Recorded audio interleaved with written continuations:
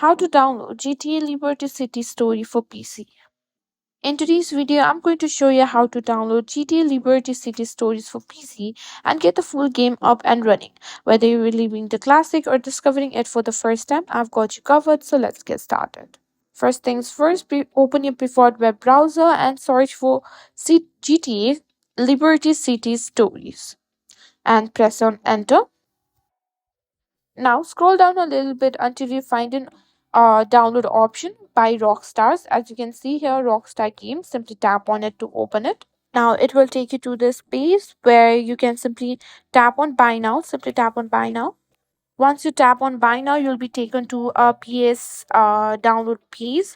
Simply search for GTA on the screen, and once you've done that, you'll find all the GTA games. Simply download the one that you want, and that's it. That's how you can simply download GTA Liberty City Stories on PC.